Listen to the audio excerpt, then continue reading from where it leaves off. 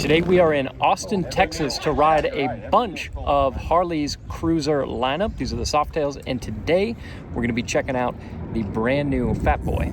I need your clothes, your boots, and your motorcycle. You forgot to say please. I know it's a decades-old reference, but I absolutely love Arnold movies, and getting on this Fat Boy, it's the first thing that I think about because this is just an iconic shape, partly because of that movie, but it's also a motorcycle with its own history in its own right outside of the movie. Powering up the Fat Boy, it always feels like a little bit of an occasion when you turn over one of these big Harleys. This is a Milwaukee 8 117. This is a big motor. It's almost 1,000 cc's per cylinder, about 1,900 cc's, a little over in total. So this is a big motor, and you feel it the moment that you kick it on. Again, it feels like a bit of an occasion. The other thing that I noticed just immediately upon sitting down, because this is even my first time sitting on a Fat Boy, is how low profile everything is. So you don't have anything sticking up super high, which I kind of like. Now I almost feel like I need bigger biceps to ride this bike because I'm no Arnold, that's for damn sure. The other interesting thing about getting on this bike at low speeds is we've got very wide tires. If I remember right, a 240 width rear and a 160 width front, and that gives us some stability at low speeds for sure. I've ridden some other bikes that have very, very big tires, and they don't always handle that well, but this being from the factory, so far, just getting moving initially, it actually doesn't feel too bad, like too much of an adjustment to get used to. We'll see as we ride a little bit further how it continues to feel. Now that we've got a little temp in the motor, gonna let it breathe, and I'll tell you what, that is, I would say by most people's standards, perfectly adequate acceleration, especially from the bottom end. The moment you go for the throttle, you've got acceleration on tap, and that's what you want out of a V-twin. These bikes out on the internet get a lot of flack for not being fast enough. You might be surprised if you throw a leg over one. These big boys can move out of their own way. Makes them pretty fun to ride. Now it is a pretty simple gauge cluster that we have here, primarily an analog speedometer with a couple dummy lights and a very small screen at the bottom that shows what mode I'm in, because we do have selectable ride modes here.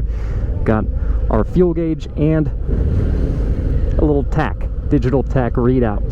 So some simple stuff, you know, for a motorcycle in this price category. Part of me would kind of hope for a little bit more tech that's visible on the outside of the bike, but then again, it might look a little bit out of place on a motorcycle with this styling. So I'm in between two minds with that.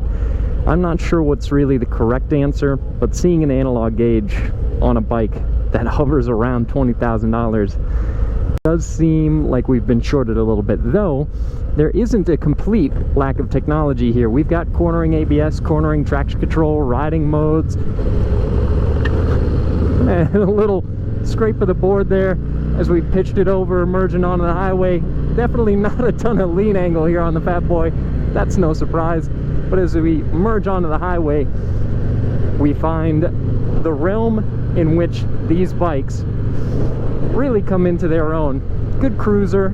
Obviously we've got no wind protection here. There's no windshield in front of me, so there's a little bit of a compromise there for the looks of the bike. But I don't own a motorcycle with a big windshield and a lot of wind protection, so it doesn't really bug me. Otherwise, the rest of the motorcycle feels very at home and at peace here on the highway. My mode selector is over here on the right side. I've also got my traction control switch there, so you can switch off traction control.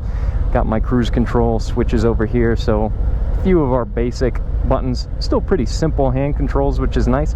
And I've switched into rain mode to see if it feels like a dramatically different character from sport that I've been in. Now, getting on the throttle a little bit in rain mode, it does feel quite a bit more dull in its throttle response, which is what you want for a mode like that. So the different riding modes definitely make a difference. And it's not just throttle response, it does go in and adjust what your cornering ABS and your cornering traction control and everything are doing. So it's a worthwhile thing to have. To show the differences between the modes, Harley-Davidson set up a demonstration for all of us to try.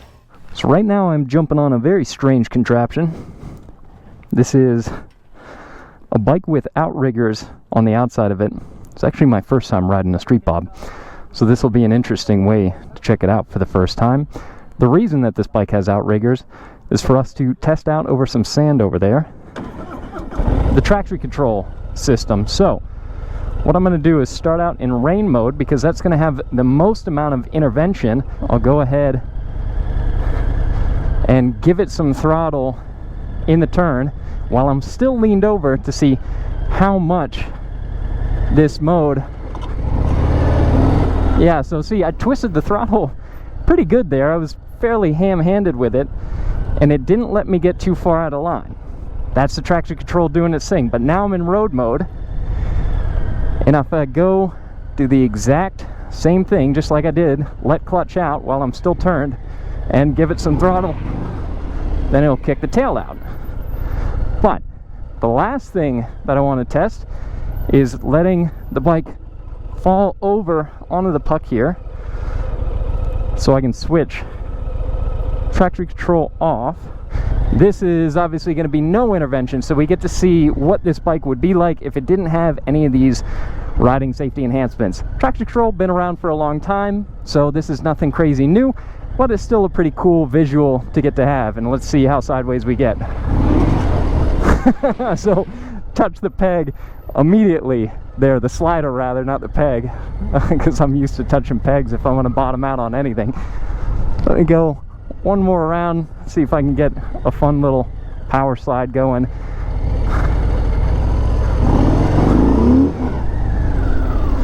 That's pretty fun. I'm going to do that one more time. Do I need to? Not strictly, but it's pretty cool. All right. Yeah, this is a cool demo.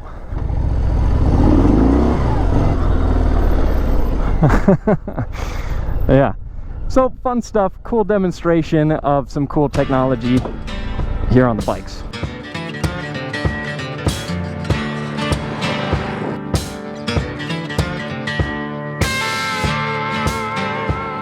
So this is the updated Milwaukee 8 117. This has 104 horsepower and 126 pound-feet of torque. So this motor has been updated. If we come around here to the front, you can also see this oil cooler at the front of the motor. So a few updates to go along with the old school style. Then of course one of the most noticeable features about the Fat Boy are these solid wheels. This is really what visually, for me at least, separates this bike. And I know the color is wrong for the Terminator comparison, but I do like this bright blue on this bike. It still looks pretty good and gives you some nice contrast with the chrome.